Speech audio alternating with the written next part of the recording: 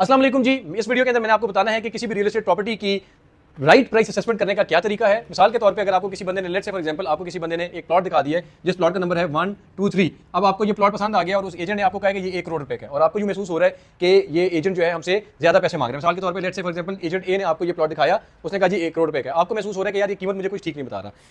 इसकी price assessment करने का सही तरीका मैं आपको बताने लगा हूं। आपने लाजिम इन इंस्ट्रक्शंस को फॉलो करना है। इंशाल्लाह आप कभी भी कीमत के ऊपर मार नहीं खाएंगे। होगा क्या कि आपको let's say for example 1 2 3 plot जो है ना वो पसंद आ गया 1 करोड़ रुपए का। अब अगर आपने इसकी सही असेसमेंट करनी है कि आया ये 1 करोड़ रुपए का है कि नहीं है, तो आपने ये बोंगी नहीं मारनी कि आप एजेंट बी के पास चले जाएं और उसको कहेंगे 1 2 3 की प्राइस बता दो, फिर आप एजेंट सी के पास चले जाएं, उसको कहेंगे इसकी 1 2 3 की, फिर आपको कभी भी ठीक कीमत नहीं मिलेगी। आपने करना क्या है कि आप चले गए एजेंट बी के पास और आपने क्या करना है कि आपने उसको नहीं बताना कि आपको प्लॉट 1 2 3 पसंद है या आपको किसी एरिया में कोई पसंद है। आपने क्या करना है कि आपने उसके साथ मजीद प्रॉपर्टीज देखनी है, उसी एरिया में भी देखनी है। आपने क्या करना है कि लेट्स से फॉर एग्जांपल ये सेक्टर ए के अंदर था, आपने क्या करना है कि आपने सेक्टर ए के अंदर मजीद प्रॉपर्टीज देखनी है। फॉर एग्जांपल आपने सेक्टर ए के अंदर कोई प्रॉपर्टी देखी, लेट्स से 144 देख ली।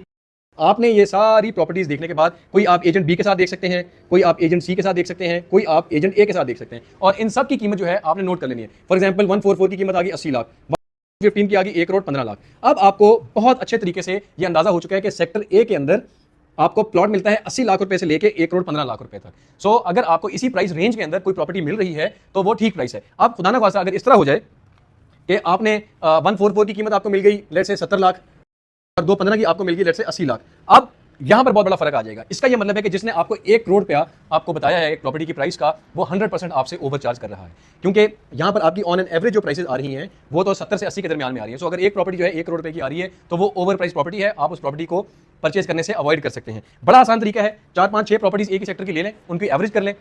उनकी एवरेज जब आप कर लेंगे तो आपको पर मरला प्राइस मिल जाएगी। आपने हमेशा इन तमाम की तमाम प्रॉपर्टीज को, इनकी प्राइसेस को आपने इन सब को सामने रखना है और आपने एक एवरेज प्राइस अपने ज़हन के अंदर बना लेनी है कि 80 लाख रुपए से 1 करोड़ 15 लाख रुपए तक अगर मैं प्रॉपर्टी मिल रही है तो ऑन एन एवरेज एक सेक्टर के अंदर 1 करोड़ रुपए की प्रॉपर्टी है। और अगर आपको किसी ने 1 करोड़ रुपए की प्रॉपर्टी दिखा दी है तो उस पर थोड़ी बहुत नेगोशिएट करें और उसको परचेज करने, बिकॉज अपनी मर्जी का प्लॉट 100 में से कोई 2 3 4 लोगों को मिलता है, बाकी 95 96 लोग जो हैं वो देखते रह जाते हैं, उनको मर्जी की चीज़ नहीं मिलती। लिहाजा कोशिश किया करें कि बजाय इसके कि आप एक ही प्रॉपर्टी की बेस्ट से बेस्ट कीमत लेने की ट्राई करते रहे, उसमें होता मैंने 99% टाइम्स में ये देखा है कि आपको एक प्लॉट पसंद आ गया, एक 123 प्लॉट आपको पसंद आ गया, आपने कहा जी ये प्लॉट तो मैं लूंगा 80 लाख रुपए का।